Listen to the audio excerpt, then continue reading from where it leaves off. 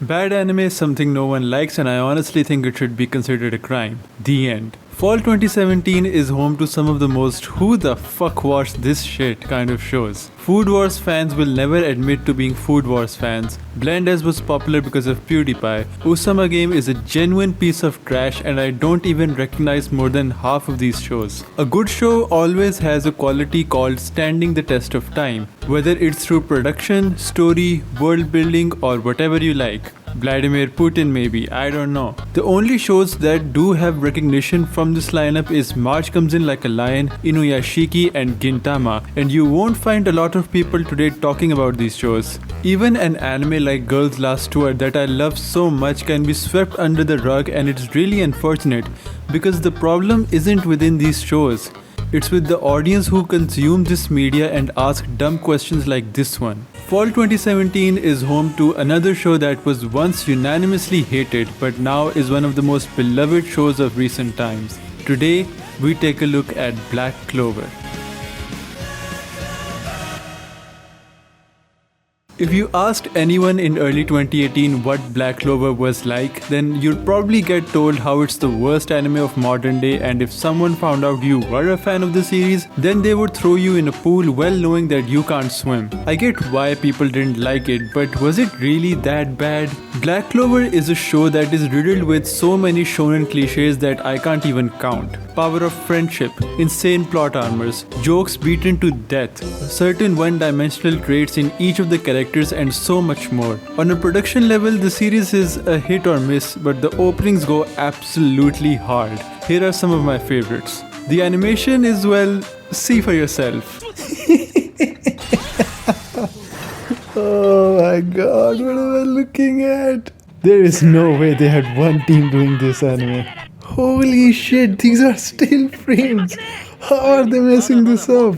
Yes, Black Clover has been an excruciating journey with a whole bunch of flaws. It is also important for me to mention that this show is incredibly shameless when it comes to the tropes. Most of the hate this series gets is because of all of the reasons I just mentioned.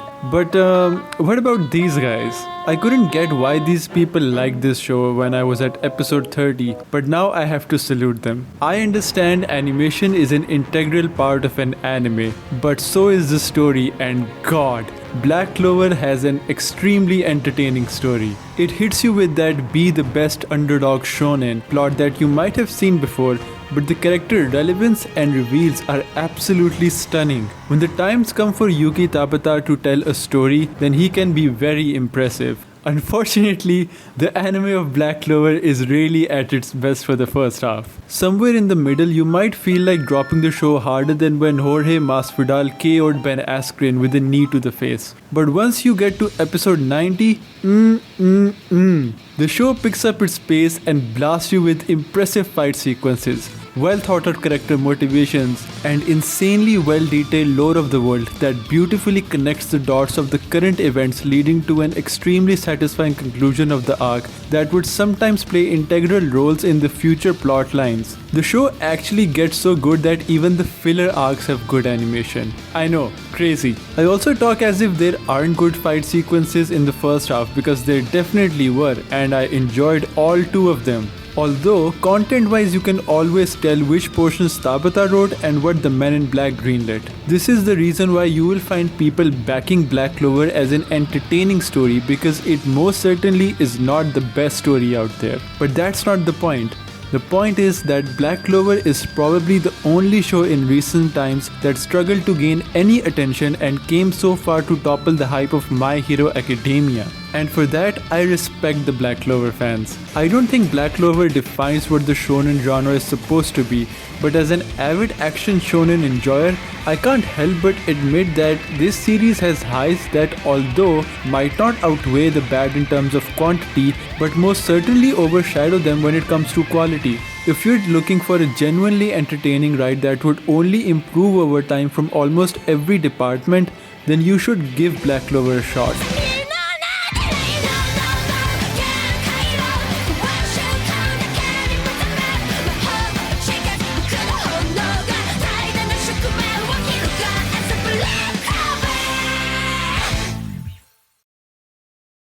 Just spare the slander of these first 89 episodes from me.